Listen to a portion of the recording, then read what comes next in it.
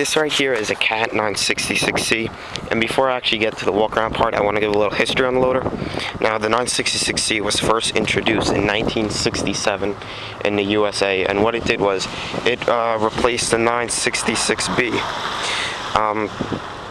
Now, production of the loader, meaning when they made it, began in Canada and Belgium in 1968 and Brazil in 1971.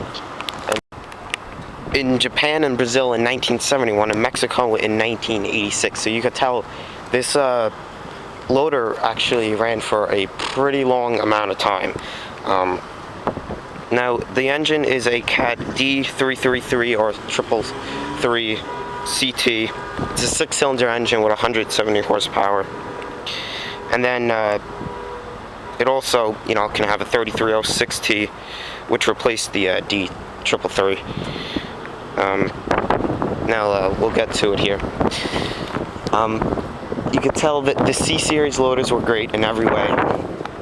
Now I know I have a lot of Canadian subscribers that don't know what this thing is right here. This is what you call a box plow, and this is basically, I'll give an example here. The loader bucket acts as a normal excavator bucket, and the box plow acts as a mass excavation bucket for an excavator. So what it does is, you move a lot more amount of snow with it than with a normal bucket. So it's just basically a mass excavator bucket for the loader, but it acts as kind of like a dozer blade. But you can do everything you can with a bucket with it as well.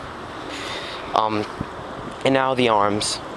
Now, you can see the linkage. I don't know when Caterpillar came out with the Z-bar linkage, but obviously this isn't a Z-bar linkage. I really wouldn't know what to call it, to be honest with you. But you see the bucket right here. That's the stop for the bucket, and then you see that cylinder right there. You think, oh, that's the lift cylinder, like on every other loader. But I mean, actually, it's not. That's actually to curl the bucket.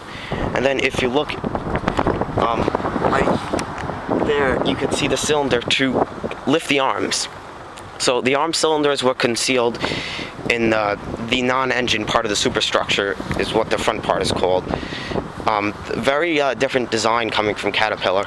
And then you can see right there, that's the casting that actually holds on the cylinder to curl the bucket, which is very interesting to say the least. And then you can see your arms, which are pretty different in every way. And then the fender right here. Right over here is your fuel tank for the loader, just for fuel for the machine. And then the cab is up there. Cab has a steering wheel and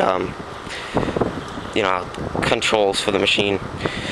Pretty basic designs here. All the controls were directly to the hydraulics, no electronics on this machine.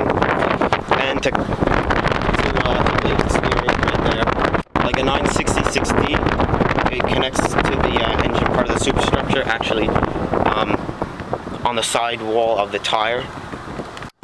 And then the engine is in here. Counterweight is over here, and then your radiator's in there. This part of the machine, I'll get a faraway view in a second.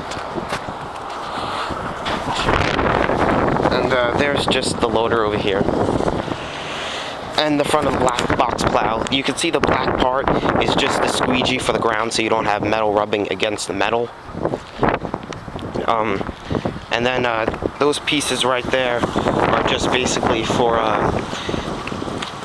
you can see they're tilted. That's for so when it hits anything, it doesn't actually destroy the box plow. It kind of just guides right into it.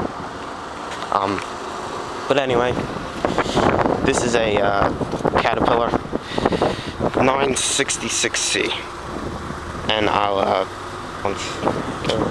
get a full view of it right now here. It replaced the B, and then the D then replaced this, but there it is.